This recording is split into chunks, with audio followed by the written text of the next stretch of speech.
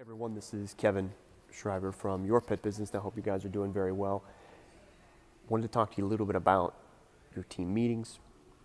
When you have meetings with your team and working with your team, if you've hired great people, they will be bringing you more business than it is costing you to invest in them, costing you to pay them, right? That's a good investment when it returns more than what you charge to pay them. So you have to continually work on that investment. The biggest thing you're going to be doing is making sure that they are happy. Obviously, that's the ultimate goal. And two things will come up always with your team is compensation for them, rewarding them monetarily for their work. And the other thing is managing their efficiency and their health.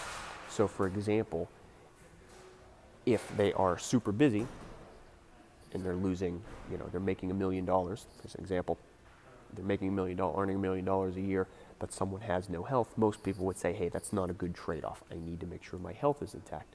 Well, the other side of it is if they're not working enough and their health is in perfect shape and they're sleeping every day and they're doing, yoga all day long, but they're broke, that's not a good idea. That's not a good position to be in as well.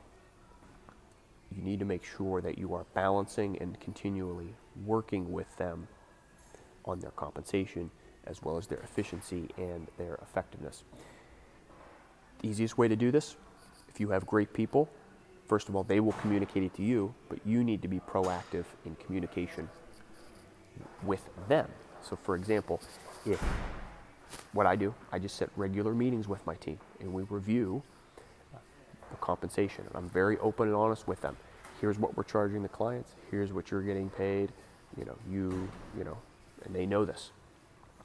That transparency is very valuable because then they can help work on the company and make suggestions. So for example, we had a team meeting today and the thing they said was, hey, could we maybe have somebody to help out managing and backing us up on certain days of the week? And because they were getting overwhelmed. Well, they said, can you calculate that to see if that could fit, to have another person answer the phones or take off things from our plate? Well, guess what? They were aware and they said only if it fits in the budget, as opposed to them coming in and demanding something. We've all heard stories about, individuals working for a company and they threaten to mutiny, right? And be like, we're going to jump ship, we're not going to work anymore, and we're going to go on strike and leave. Typically, all of those things happen. Labor strikes, breakdowns in communication happen because of just that, breakdowns in communication. And typically, the workers and your team members, as I like to call them, your technicians, are unaware of what management has available, what they're trying to do, and they're not connected with leadership. So it is your responsibility as a leader of your company to make sure that you figure out a way.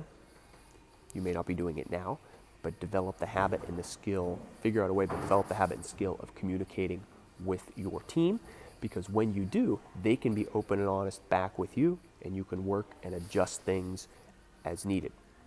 We had a conversation tonight, and as I just mentioned, we were talking about efficiency as their biggest thing. They weren't that concerned about their compensation. They were very happy with their compensation.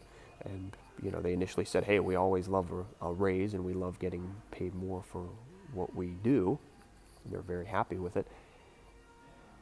They were more concerned about their efficiency of their time and their energy than everything else. So I wasn't, obviously I came in with an open mind. I wasn't judging initially.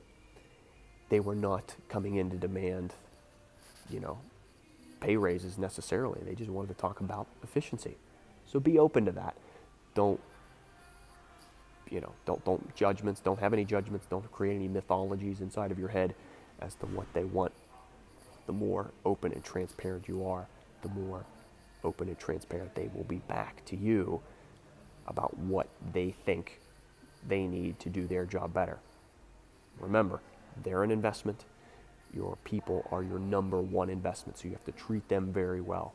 You have to make sure that they are producing and that you are compensating them appropriately for their production, but you're also helping them monitor their own production capacity, and that you're not driving them into the ground and wearing them down too thin, because you need them to be there for you and your business long term.